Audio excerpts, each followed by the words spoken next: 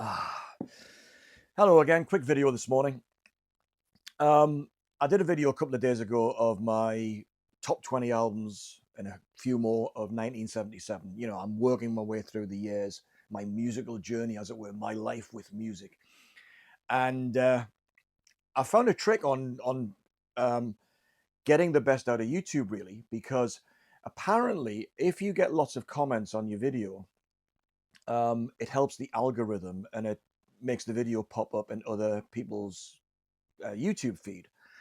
And the trick is, what you do is that when you talk about the best albums in 1977, you pull out Yes's Relay, which is an absolutely fabulous album. The first album they did um, first album after Rick Wakeman had left the band.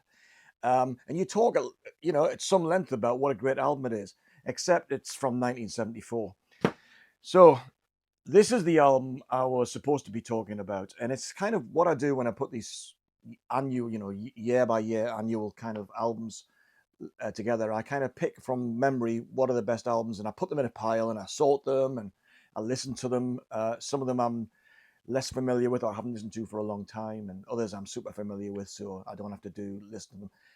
And sometimes what I'll do is if the album is somewhere else in the house in a different rack somewhere on one of these IKEA Kallax setups, somewhere else. I'll pick out another album as a placeholder, and this pile had been sitting around for a couple of weeks, and then I forgot basically to dig out Going for the one of the best albums of 1977. Kind of quite commercial. Title track goes on a little bit long, but it's very kind of easy to get along with. Wondrous Stories, Turn of the Century, both ballad type tracks, really good. Parallels has got great church organ closes side one. But the big epic here on this album, which I have to say has an unnecessarily elaborate sleeve. I mean, what a waste of cardboard. Um, Hypnosis designers, so that's what you expect, I suppose. But it has Awaken on side two, which has got 15 minutes, one of the big Yes epics. In my judgment, the third best one after Close to the Edge and the Gates of Delirium from Relay. Awaken is probably the next best one. And I know there are people out there horrified that I haven't picked one of the four tracks from Tales from Topographic Oceans. But be that as it may. Anyway, so that's that's me correcting an error in the video. Some other great albums of the year which I'll just highlight. Mink DeVille's Cabretta, Willie DeVille, Spanish Stroll and Cadillac Walk. Really the two by far the standout tracks on this album and worth getting, or really a best of early Mink DeVille. Willie DeVille is worth having. Steve Winwood's debut solo album. This is a good one. It's kind of a bridge between his Traffic years and his more commercial years, where he became really funky and wearing linen suits and all that sort of stuff. It's got a little bit of funkiness on it. Time is Running Out on the second track on side one. But it's more kind of laid back and a little bit like rustic's not the word for it, but it's got a little bit more rawness about it. That repairs a lot of listening. I'm not sure how easy it is to get a hold of that these days, but it's a very good album if you can, if you like Steve Winwood. Saturday Night Fever, how could I forget the Bee Gees? Because this is not an album you listen to on your own in your listening room in 2023. This is an album that was lived in the late 70s when you went partying or clubbing, and the Bee Gees were always being played on the dance floor. I mean, the Bee Gees are what an amazing band. I mean, the late 60s and early 70s stuff is just beautiful. I mean, gorgeous, gorgeous, gorgeous stuff. And then, they took over disco, as it were, with this. And it's got a few other artists on this album as well, but it's a Bee Gees album, really.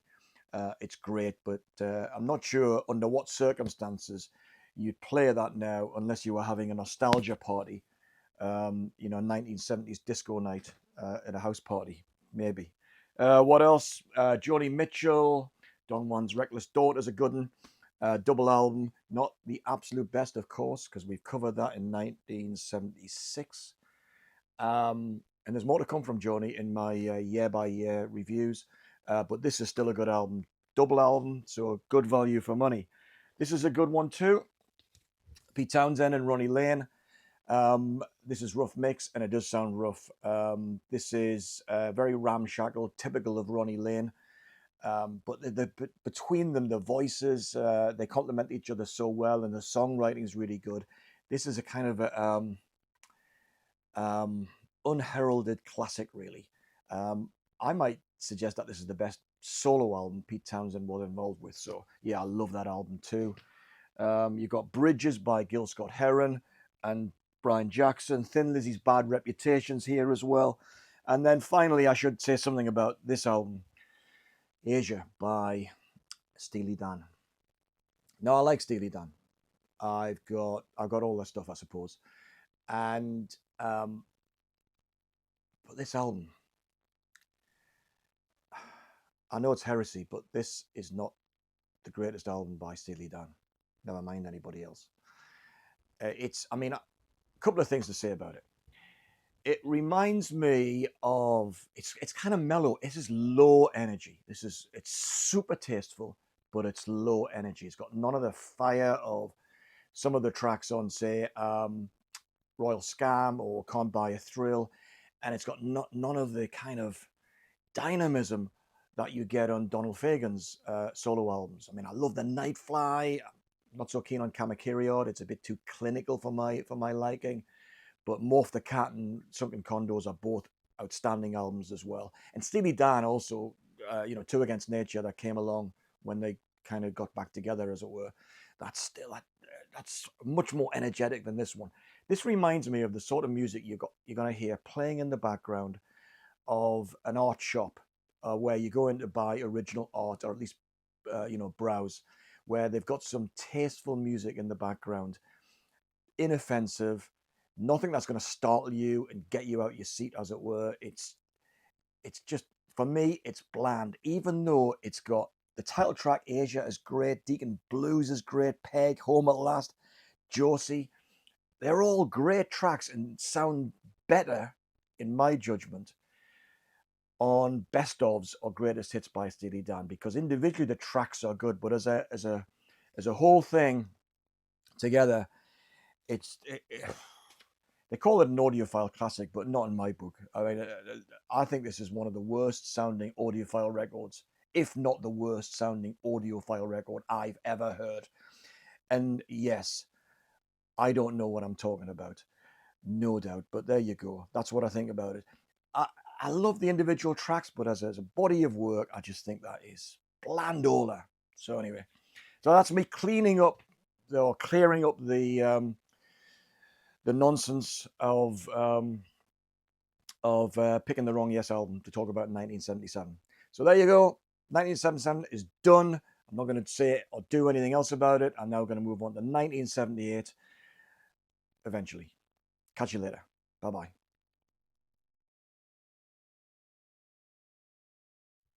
Finally, Lizzie's Bad Reputation. Did I mention that? This one, Aja, by Steely Dan. This one's infamous because the liner notes are written by some record executive, and it's a whole load of fluff, to be honest with you. President of ABC Records, Black Cow, Aja, Deacon Blues, Peg, Home at Last, I Got the News, Jesse.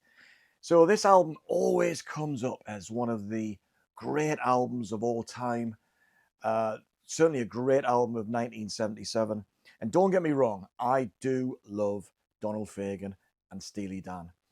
And there's something about this album that no matter how often I listen to it, I just don't get it. Sonically, it's okay, up to a point. There's something about the energy on this album. It's flat as hell. It reminds me of the sort of music you'd listen to or you'd hear if you wandered into an art dealer who's selling contemporary art. I bought a couple of pieces a few years ago, just from an art not an art shop, basically in the northeast of England, and I found a couple of really nice pieces which weren't expensive but just gorgeous. And you go in, they've got some background music, and it's just Aja. It's just inoffensive, Jazz inflected, of course. There's like all Steely, well, all pop bar the first album is kind of jazz inflected from Steely Dan, but low energy and just almost Muzak. And the other thing I'd say finally about this album is that I love Donald Fagen's voice. It's so unique.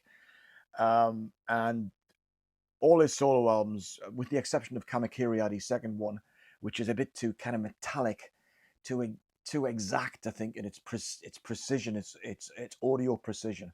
But Sunken Condos, Morph the Cat, and The Nightfly, of course, are all stellar.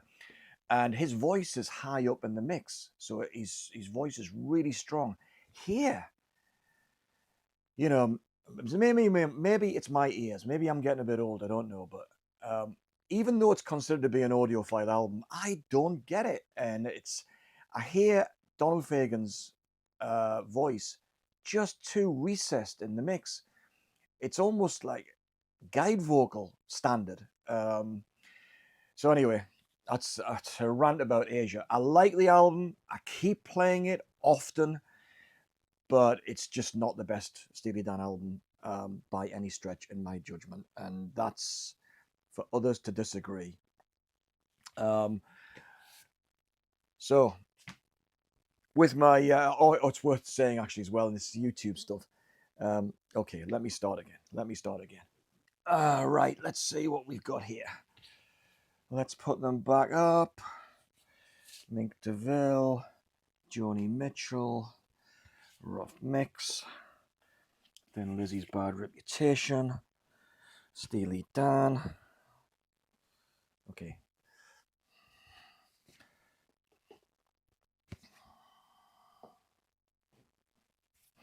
Right, okay.